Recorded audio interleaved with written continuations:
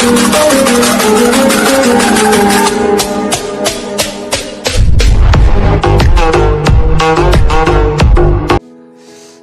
सा बैठ जाए ना, नहीं बैठेंगे, ऐसे सुनाते हैं।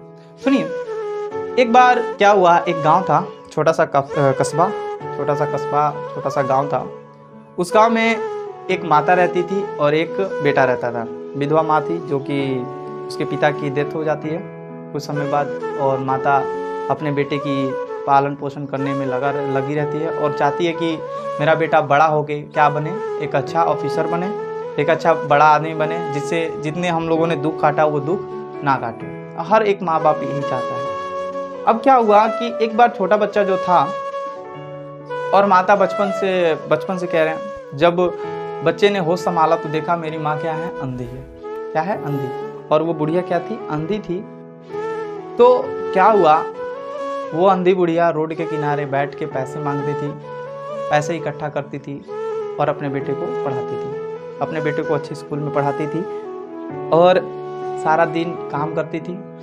और बेचारी अंधी कर भी क्या सकती थी, तो सारा दिन काम करती थी, पैसे मांगना, भीख मांगना, ये सारे काम करती थी। मांग के पैसे इकट्ठा करके अपने बेटे को क्या करती थी? पढ़ाती थी। बेटा पढ़ लिख लिया, बहुत अच्छे से पढ़ता था, और जब भी स्कूल में जाता था तो लोग, बच्चे जितने भी थे उसके साथ पढ़ने वाले, सब उसका मजाक उड़ाते थे कि अंधा का बेटा आ गया, अंधा का बेटा आ गया, अंधा का बेटा आ गया। बेटे को बुरा लगता था। वो सोचता था कि मैं अपनी माँ के साथ कहीं जाऊंगा नहीं, ना कहीं जाऊंगा, ना कोई देखेगा, ना मुझे कोई कहेगा कि अंधे की माँ, अंधे का बेटा। और इस बात को सोचकर वो अपनी माँ के साथ इधर उधर आना जाना बंद कर दिया। और जब भी स्कूल जाता था ऐसे ही सारे बच्चे उसको क्या करते थे? चिढ़ाते थे और वो परेशान हो गया था। और कुछ दिनों के बाद, पढ़ाई ख़त्म होने के बाद, बेटा शहर चला गया, और शहर जाने के बाद उसको कोई काम मिल गया। काम मिलने के बाद वहाँ पे वो काम करने लगा।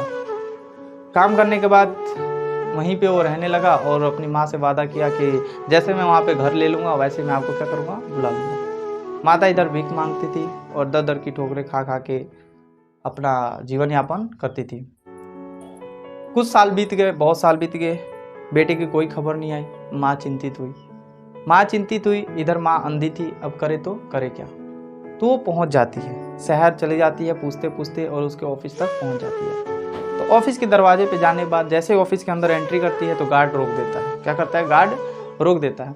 और जब गार्ड रोक देता है तो माँ कहती है कि मुझे अपने बेटे से मिलना है, और अपने बेटे का पता बताती है, सब कुछ बताती है। तो गार्ड जाता है उसके बेटे को, उससे पहले वो जाता है, गार्ड जाता है तो उसके बुढ़िया माँ के बेटे को बुलाता है। बेटा खिड़की से देखता है और देखता है कि मेरी माँ आई हुई है, और वो सोचता है कि अभी मैं अपनी माँ को अंदर बुलाऊंगा तो सारे कंपनी वाले देखकर मुझे क्या करेंगे? हंसेंगे और कहेंगे कि इसकी माँ अंधी है। और वो पहले से इस चीज़ से परेशान हो चुका था कि स्कूल में भी उसके दोस्त सब कहते थे कि इसकी माँ अंधी है, इसकी माँ अंधी है, अंधे का बेटा। तो यहाँ पे भी सोचा कि ऑफिस में लेकर आऊँगा अपनी माँ को तो मेरी बेइज्जती होगी। गरीब के तरीके से कपड़ा उपड़ा पहन रखा है उसने।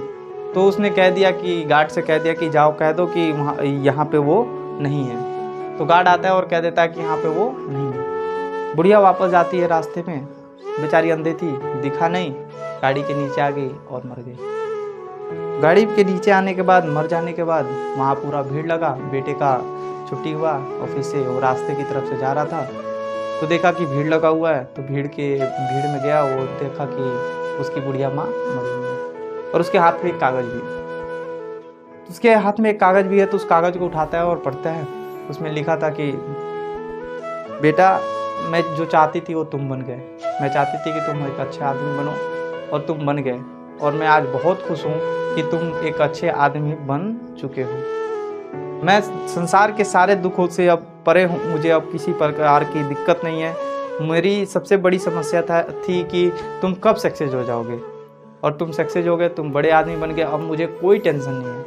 काश मैं तुम्हें इस मुकाम पे पहुँचे हुए मुकाम पे मैं देख पाती, अगर तुम बचपन में मेरे आँख में छड़ियाँ ना घोंपे होते। बुढ़िया कहती है कि अगर तुम बचपन में छोटे बच्चे जब थे तुम, अगर मेरे आँख में अगर तुम छड़ियाँ ना घोंपे होते तो मैं ये देख पाती कि तुम इस समय किस मुकाम पे हो। तो अफसोस मैं इस चीज़ को नहीं देख पाती। और इतना पढ़ने के बाद बेटा रोने लगता है, और रोने के बाद अब पछतावा का होए, चिड़िया चुग गई खेत। समझ आ रहा है? यानी कि अब पछता के क्या फ़ायदा। तो जो आपके पास है वो सबसे अच्छा है।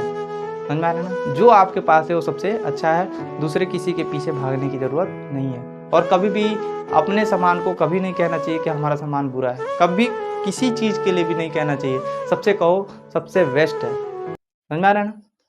तो उसको कितना पछतावा और ज़िंदगी भर पछतावा किया। तो बस आज के लिए इतना ही था। जय हिंद।